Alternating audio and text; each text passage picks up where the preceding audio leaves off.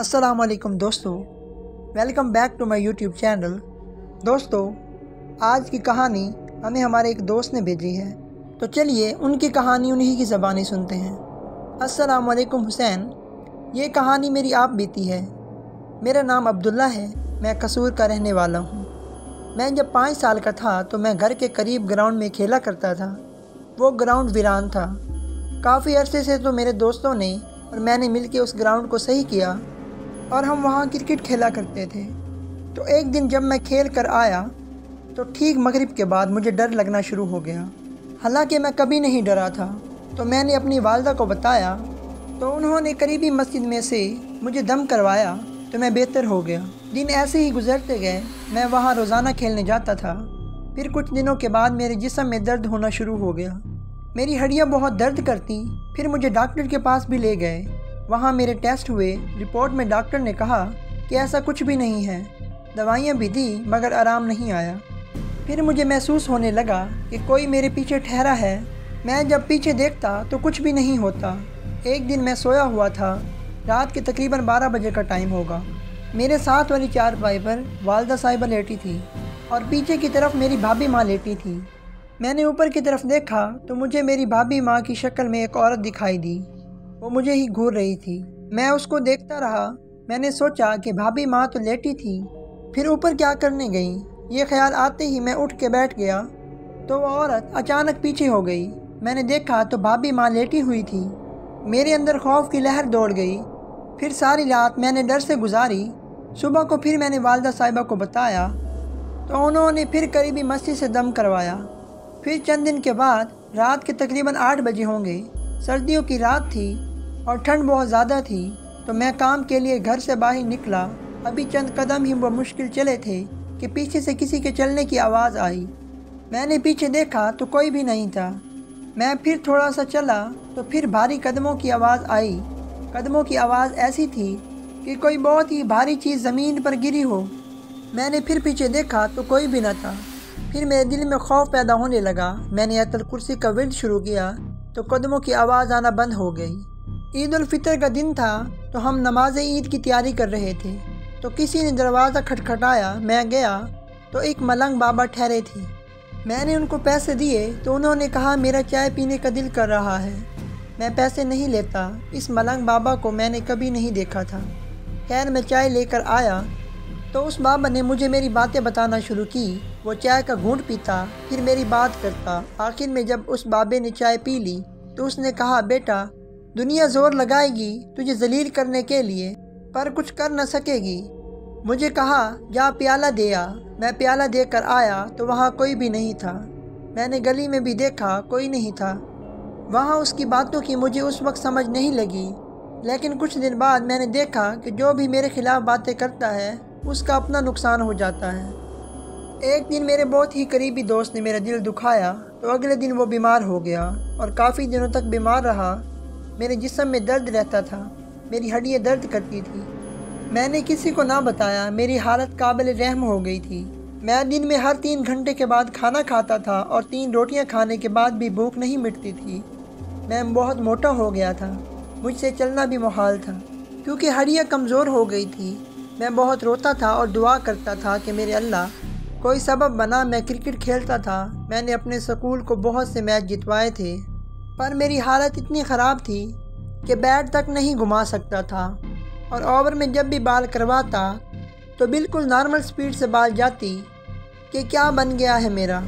ہمارا جو پرانا گھر تھا وہاں پر جن تھے، مجھے اپنے گھر میں کبھی بھی کچھ محسوس نہیں ہوا، لیکن جو ہمارے گھر کی چھت تھی وہاں مجھے بہت ڈر لگتا تھا۔ میں چھت پر جانے سے بھی ڈرتا تھا اور مجھے وہاں پر خوف بھی آتا تھا۔ مطلب ہمارے گھر کی چھت پر رہتے تھے جن۔ پھر ہم لوگوں نے کرائے کا مکان لیا۔ وہ گھر ذرا ویرانے میں تھا۔ وہاں پر 2 یا 3 گھر اور تھے۔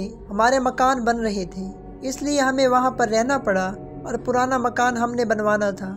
ایک دن صبح کے وقت واش روم جانے کے لیے کمرے کا دروازہ کھولا تو میں آدھا نیند میں تھا اور آدھا جاگ رہا تھا، تو سامنے ہی ککر کا درخت، میری نظر اچانک سے اس درخت پر گئی۔ مجھے وہاں پر 2 سائے دکھائی دیے۔ چھوٹا سایہ آگے آگے بھاگ رہا تھا اور بڑا سایہ اس کے پیچھے پیچھے بھاگ رہا تھا۔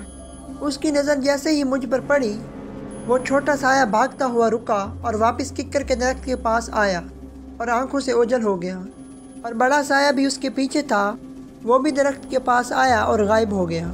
میں اپنے ابو کے ساتھ والی چارپائی پر بھی نہیں سو سکتا تھا۔ سردیوں کے دن تھے اور گھر پر مہمان آئے ہوئے تھے، تو مجھے ابو کے روم میں سونا پڑا۔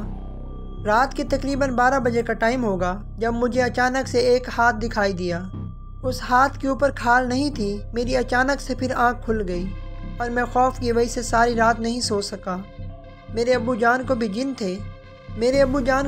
تھے پر ان کو کبھی بھی کچھ نہیں کہا۔ مجھے وہ بہت تنگ کرتے تھے۔ آپ لوگوں کو ایک اور بات بتاتا چلوں کہ ہمارے گھر میں ایک چارپائی تھی سرخ رنگ کی، اس پر کوئی بھی نہیں سو سکتا تھا۔ ایک دن میں سو گیا اور اس پر آدھی رات کا ٹائم ہوگا، کسی نے میرے پاؤں کو چھوا، میری آنکھ کھل گئی، دیکھا کچھ بھی نہیں تھا، میں سو گیا۔ پھر مجھے کسی بچے کے ہاتھ محسوس ہوئے، پھر میری آنکھ کھل گئی، دیکھا کوئی بھی نہیں تھا۔ ساری رات میری اسی طرح گزری گئی۔ جب بھی میری آنکھ لگتی تو کوئی چیز میرے پاؤں کو چھوتی اور میری آنکھ کھل جاتی، یا پھر بچوں کے ہاتھ محسوس ہوتے۔ میں قرآن پاک کی تلاوت نہیں کر سکتا تھا۔ میں جیسے ہی قرآن پاک کی تلاوت شروع کرتا تو میرے اندر بے چینی شروع ہو جاتی تھی اور پیٹ میں درد شروع ہو جاتا تھا۔ کئی بار سوچا کہ خودکشی کر لوں، پر میں نے خود پر کنٹرول کیے رکھا۔ میرے 12ویں کلاس کے پیپر تھے، میری حالت بہت خراب تھی، میرا جسم درد کرتا تھا اور ہاتھ کانپتے تھے اور چلا بھی نہیں جاتا تھا۔ میرے اندر اتنی ہمت بھی نہیں تھی کہ میں سینٹر تک چلا جاؤں، بہت مشکل سے قدم اٹھا پاتا تھا۔ پھر ایک دن ابو کسی عامل کو لے کے آئے، انہوں نے میرے ماتھے پر ہاتھ رکھا اور ایک چھری منگوائی۔ چھری انہوں نے اپنے ہاتھ میں پکڑ لی۔ میں نے سوچا آج میری خیر نہیں۔ پھر انہوں نے عمل شروع کیا، میں ان کا عمل سنتا رہا۔ میں ڈرا ہوا تھا۔ عمل ختم ہونے کے بعد انہوں نے کہا، بیٹا کچھ محسوس ہوا؟ میں نے کہا ہاں، بس ہلکا سا درد ہوا۔ انہوں نے کہا اس بچے کو کچھ نہیں ہے، آپ کے گھر میں جو بھی ہے۔ خیر وہ مطمئن نہیں کر سکا۔ پھر ایک دن قاری صداقت صاحب ہمارے گھر ملنے آئے تو بھائی نے ان کو بتایا، تو انہوں نے کہا کہ میں 2-3 دن بعد بتاؤں گا۔ پھر انہوں نے حساب کیا اور بتایا کہ اس کو 7 جنات ہیں، 3 جن اور 4 جنیاں ہیں۔ انہوں نے پھر میرا علاج شروع کیا۔ میں پیپر میں پڑا ہوا پانی لے کر جاتا، جب میرا ہاتھ اور ٹانگیں کانپنا شروع ہوتے تو میں پانی پی لیتا تو سکون آ جاتا۔ اسی طرح میں نے بورڈ کے پیپر بھی دیے۔ پھر مجھے کچھ عمل بھی بتائے، وہ جب میں کرتا تو عورتوں کی آوازیں آتی، وہ مجھے گالیاں دیتی۔ انہوں نے چوریاں بھی کی، میری جیب سے پیسے گم ہو جاتے۔ ایک دفعہ میں نے قمیض اتاری اور پانی پینے گیا، واپس آیا تو جیب سے 2000 غائب تھے۔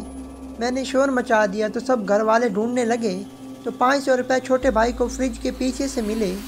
ہمارے گھر کی چیزیں گم ہو جاتی تو مجھے کہتے، میں وظیفہ شروع کرتا تو سب کو کہتا پورے گھر میں ڈھونڈو، تو وہ چیز مل جاتی تھی۔ پر کسی اور جگہ سے چیزیں گم ہو جاتی تو میں وظیفے کے ذریعے واپس لے آتا۔ میں نے اپنا علاج کروایا تو آگ کا بہت بڑا اولا جلایا گیا، مجھے اس کے قریب بٹھایا گیا۔ آگ کی تپش بہت زیادہ تھی، مجھ سے بیٹھا بھی نہیں جا رہا تھا۔ جیسے جیسے آگ کی تپش مجھ پر پڑتی تو سکون ملنے لگا، پر ان جنات کو جلا دیا گیا۔ میں نے خود دیکھا ان کو جلتے ہوئے، وہ گالیاں دے رہے تھے اور بھیک مانگ رہے تھے۔ پھر جب وہ جل گئے تو مجھے ایسا لگا میرے جسم سے بوجھ اتر گیا ہے، پر میری ذہانت چلی گئی تھی، مجھے کچھ بھی یاد نہیں رہتا تھا۔ میں پورے 1 سال تک یونیورسٹی نہیں گیا۔ پھر میں نے دن رات محنت کی، جو جسمانی کمزوری تھی اس کو دور کیا، ورزش کی اور وظائف کرتا رہا، اور آج اللہ کا شکر ہے میں بالکل ٹھیک ہوں۔ ذہانت بھی واپس آ گئی ہے، پر آج بھی جہاں جگہ باری ہو وہاں میرے سر میں درد شروع ہو جاتا ہے۔ جب میرا علاج چل رہا تھا تو میرا تویز والا پانی پینے کے لیے الگ کپ تھا۔ ایک دن میرے چھوٹے بھائی نے اس میں پانی پی لیا تھا، تو رات کو اس کے پاس ایک چڑیل آئی۔ وہ بتاتا ہے کہ اس نے وہ سوٹ پہنا ہوا تھا جو چھوٹی بہن نے صدقہ دیا تھا۔ اس کے ہاتھ میں آٹے کی طرح کچھ تھا جو وہ اڑا رہی تھی۔ کہنے لگی کہ تیری جرت کیسے ہوئی، تو نے اس کپ میں پانی پیا؟ تو اس نے کہا میں تجھ سے نہیں ڈرتا ہوں اور وہ میرا بھائی ہے۔ اس کے بعد اس نے آیت الکرسی کا ورد شروع کیا تو وہ چیخیں مارتی ہوئی بھاگ گئی۔ دوستو، امید ہے آپ کو آج کی ویڈیو پسند ہوگی۔ اس طرح کی مزید ویڈیوز دیکھنے کے لیے ہمارے چینل کو سبسکرائب کیجیے۔